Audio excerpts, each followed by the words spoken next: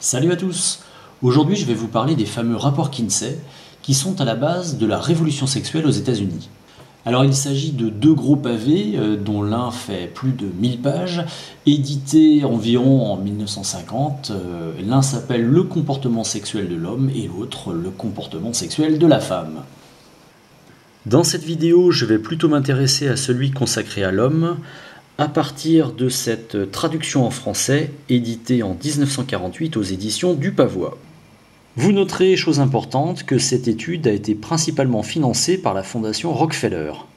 Page 223, Alfred Kinsey nous met tout de suite dans l'ambiance en prétendant que de très jeunes enfants peuvent avoir des orgasmes, et pour les détecter, on peut se baser sur leurs cris ou leurs larmes. Ainsi, on peut lire, page 244, « L'orgasme a été constaté chez des jeunes de tout âge, depuis 5 mois jusqu'à l'adolescence. Dans nos dossiers, nous trouvons consigné l'orgasme chez une petite fille de 4 mois.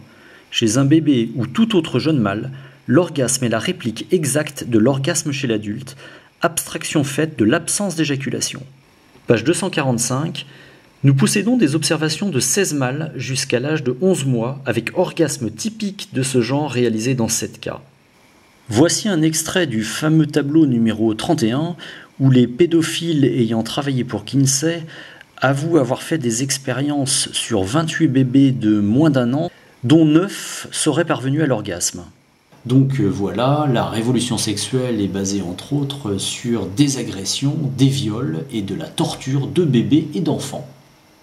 Dans le tableau numéro 34, on apprend qu'un bébé de 11 mois aurait eu 14 orgasmes en 38 minutes et qu'un enfant de 4 ans aurait eu 26 orgasmes en 24 heures. Après ça, on peut comprendre pourquoi en France, par exemple, la révolution sexuelle était indissociable du militantisme pédophile.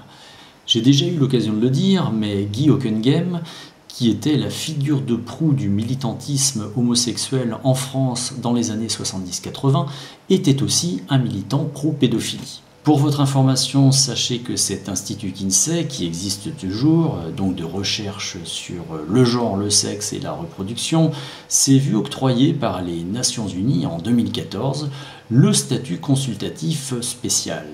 On ne sera donc pas étonné que l'OMS préconise aujourd'hui, dans un document titré Standard pour l'éducation sexuelle en Europe, d'informer les enfants de 0 à 4 ans sur, je cite, la masturbation enfantine précoce. Comme on dit, plus c'est gros, plus ça passe. Et sur ce, je vous fais une grosse bise, mais entre majeurs consentants. Quoique, non, faites ce que vous voulez en fait. Allez, moi je vais violer un gamin. Ciao!